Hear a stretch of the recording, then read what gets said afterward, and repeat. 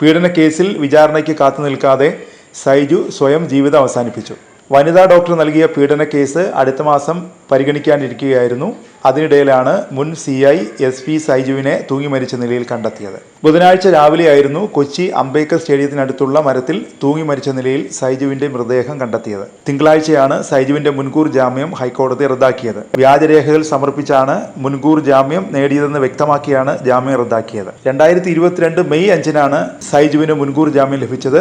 പീഡന പരാതി നൽകിയ വനിതാ ഡോക്ടറും മറ്റു ചിലരും ചേർന്ന് ഭീഷണിപ്പെടുത്തി പണം തട്ടിയെടുക്കാൻ ശ്രമിക്കുന്നു എന്നായിരുന്നു സൈജു വാദിച്ചത്. 2022 മാർച്ച് 6-ന് മേലുദ്യോഗസ്ഥൻ ഇക്കാര്യത്തിൽ പരാതി നൽകിയെന്നും സൈജു പറയുന്നുണ്ട്.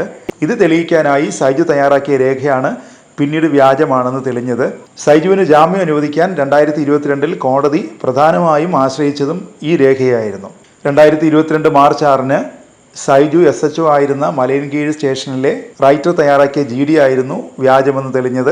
ഫെബ്രുവരി 1 അഡ്വക്കേറ്റ് രാജേഷ് എന്ന് വിശേഷിപ്പിച്ച ഒരാൾ വന്ന് കണ്ടെന്നും സൈജു ആകെ കുഴപ്പത്തിലായെന്നും 25 ലക്ഷം രൂപ നൽകിയാൽ ഇത് ഒതുക്കി തീർക്കാമെന്ന് പറഞ്ഞുവെന്നുമായിരുന്നു GDയിലുണ്ടായിരുന്നത്. കുറച്ച് ദിവസങ്ങൾക്ക് ശേഷം പ്രാദേശിക രാഷ്ട്രീയ പ്രവർത്തകനായ ദിലീപ് തന്നെ വന്ന് കണ്ടുവെന്ന് GDയിൽ പറയുന്നു. സൈജുവുമായി സംസാരിച്ച് വേഗത്തിൽ വനിതാ ഡോക്ടറുമായി ഒത്തുതീർപ്പുണ്ടാക്കണമെന്നും 15 ലക്ഷം രൂപയ്ക്ക് പ്രശ്നം അവസാനിപ്പിക്കാമെന്ന് പറഞ്ഞിട്ടുണ്ട് എന്നാണ് അറിയിച്ചതെന്നും GDയിൽ പറയുന്നു.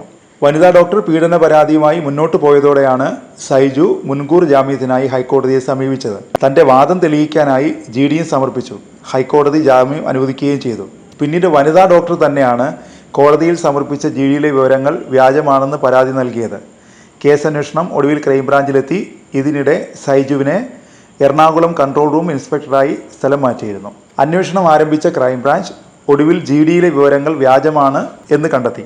ഒത്തുതീർപ്പിനായി അഭിഭാഷകൻ സമീപിച്ചത് 2022 ഫെബ്രുവരി 28-നും ദിലീപ് സമീപിച്ചത് 2022 മാർച്ച് 5-നുമെന്നായിരുന്നു GDയിൽ പറഞ്ഞിരുന്നത്. എന്നാൽ ഫെബ്രുവരി 13-ന് തന്നെ ഇത്തരത്തിലൊരു GD തയ്യാറാക്കിയിരുന്നു എന്ന് ശാസ്ത്രീയ പരിശോധനയിൽ പോലീസ് കണ്ടെത്തി. തുടർന്നാണ് മാർച്ച് 6-ന് സ്റ്റേഷനിലെ ജനറൽ ഡയറി എന്ന നിലയിലുള്ള റിപ്പോർട്ട് റൈറ്റർ പ്രദീപ് സൈജുവിന് കൈമാറിയത് എന്നാണ് ക്രൈംബ്രാഞ്ച് അന്വേഷണത്തിൽ വ്യക്തമായത്.